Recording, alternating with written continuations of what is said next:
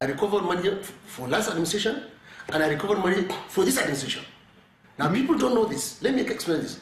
Most people may not understand this, but let me explain for Nigerians, because I want the truth to be told, and I want Nigerians to understand the truth and know what is going on in Nigeria. Listen, I'm not afraid of anybody. I'm saying the truth. Now, our president, thank God our president stands for the truth.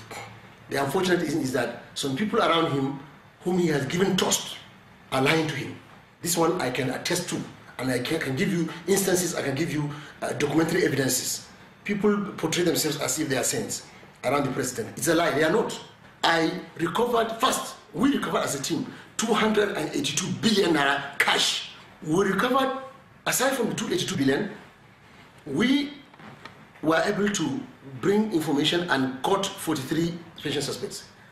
1.6 billion, 1.6 trillion naira cash, investment, and properties were recovered. Now, they have threatened me, they have threatened my lawyer, they have threatened my brothers, sisters, they have threatened us all that I will be killed.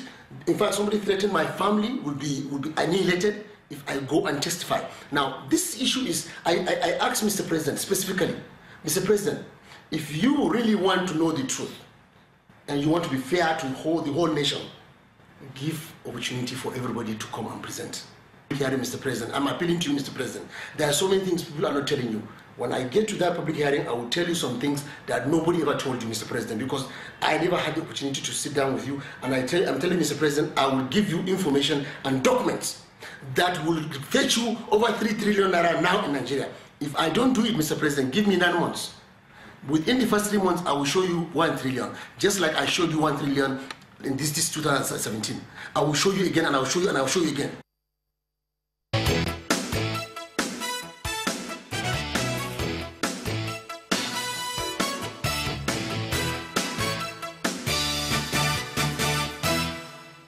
Well, that's where we're keeping our focus this morning, the Maina Gate, and I'm being joined by Robert Clarke, a senior advocate of Nigeria, to help us unravel some of these intricacies and different angles. This has been the latest of the angles. Maina coming out himself in an exclusive interview, to ask Mr. President, give me a chance to have a discussion with you, and I'll reveal even more. Do you think Mr. President should give Abdul Rashid Maina a chance to have a discussion with him?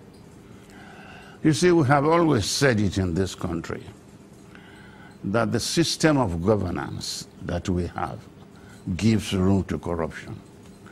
This is a classic example where within the system somebody can sit down and for a long period of time been stealing trillions, whereas we are now going around the world begging to borrow trillions.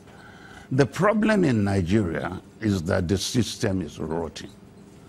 Unless we change the system of governance, these areas of corruption will always rear their heads.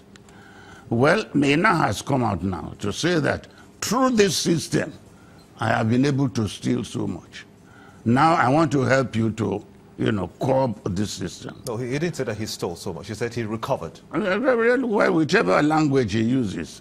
When you recover and you did not tell people, you did not return it. What does that mean?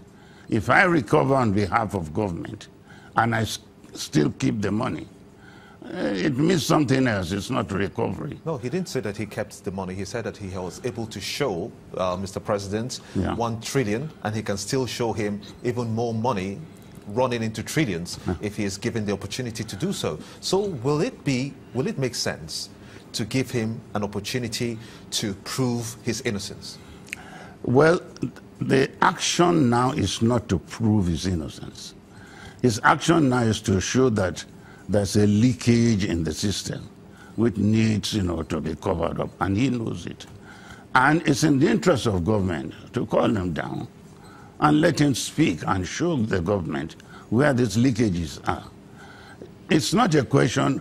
If he participated in it, he has to pay the price.